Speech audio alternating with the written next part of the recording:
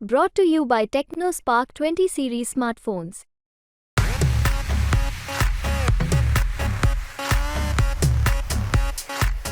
जळगाव येथील रामदेववाडी येथील दुर्घटनेमध्ये 4 लोकांचा मृत्यू झालेला होता।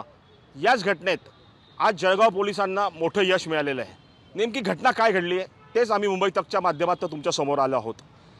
घटना आहे 7 मे रोजीची। 7 मे रोजी जळगाव जिल्ह्यातील रामदेववाडी हे छोटंसं गाव।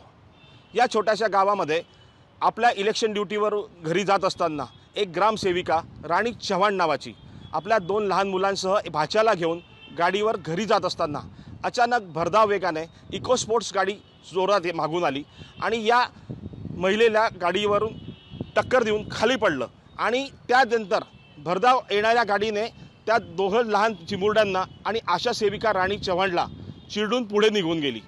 अशातच त्या गाडीवर त्यांचा भाचा देखील होता, तोही त्या घटनेमध्ये जखमी झाला आणि बाजूला फेकला गेला। क्षणातच या 2 लहान मुलांचा आणि आशा सेविका राणी चव्हाणचा जागीच मृत्यू झाला। त्या ठिकाणी भरधाव वेगाने धावणारी इको स्पोर्ट्स गाडीला ग्रामस्थांनी अडवलं। अडवल्यानंतर त्या गाडीमधून 2-3 यंग मुलं बाहेर पडलीत। ते 3 तरुण बाहेर पडलेले असताना ग्रामस्थांनी त्यांना चांगला चोप दिला। चोप दिल्यानंतर त्या ठिकाणी ते मुलं जखमी झाले।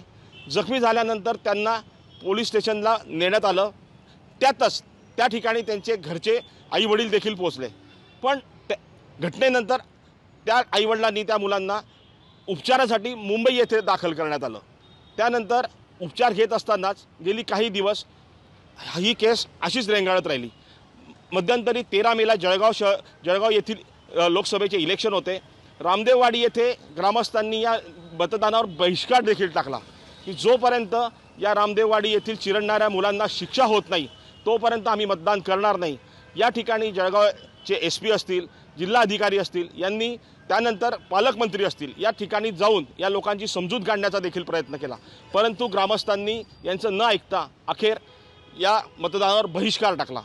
त्यानंतर उपचार घेत असलेले हे तरुण मुंबईत आज त्यांना डिस्चार्ज मिळाल्याच्या स्थिती माहिती मिळताच जळगाव येथील पोलीस मुख्यालयामार्फत टीम त्या ठिकाणी दाखल झाली आणि त्या दोघं लोकांना यंगस्टर्स मुलांना घेऊन जळगाव येथील पोलीस मुख्यालयात आज आणलं जात आहे। आज या ठिकाणची परिस्थिती आपण बघता ही घटना नेमकी घडली कशी, घडल्यानंतर या ठिकाणी ते मुलं पळून जाण्यात यशस्वी का झाले, त्यांना मारहाण देखील झाली, त्याच्यानंतर त्यांना उपचारासाठी जळगावात न ठेवता मुंबईत का नेण्यात आलं, यामागची इनसाईड स्टोरी अधिक माहिती घेतली असता अशी मिळाली की हे दोघंही मुलं एका मोठ्या घरची मुलं आहेत। जळगावातील राजकीय हस्ती असलेल्या राष्ट्रवादी काँग्रेसचे जिल्हा अध्यक्ष संजय पवार यांचा मुलगा अखिलेश पवार आणि कार चालक अर्णव कौल हा देखील एका मोठ्या बिल्डरचा मुलगा आहे। अशा परिस्थितीत त्यांना जळगावात काही दुखापत होऊ नये याच परिस्थितीत आणखीन त्यांच्यावर चांगले उपचार व्हावेत या दृष्टीने त्यांना मुंबईत हलवण्यात आलं। आतापर्यंत 17 दिवस लोटूनही उपचार आटोपल्यानंतर आज जळगाव पोलिसांना ही माहिती मिळाली की उपचार आटोपलेत आणि त्यांना आज डिस्चार्ज मिळतोय।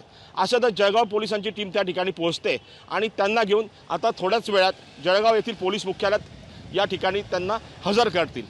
उद्या जळगाव येथील न्यायालयात या केसचे सर्व 2-3 आरोपी हजर करण्यात येतील। आता मात्र बघण्यासारखा एकच विषय आहे की जळगाव कोर्टामध्ये या 2 आरोपींवर नेमकी काय कारवाई होते, काय सुनावणी होते याकडे सगळ्यांचं लक्ष लागून आहे। जळगावहून मनीष जोग, मुंबई तक।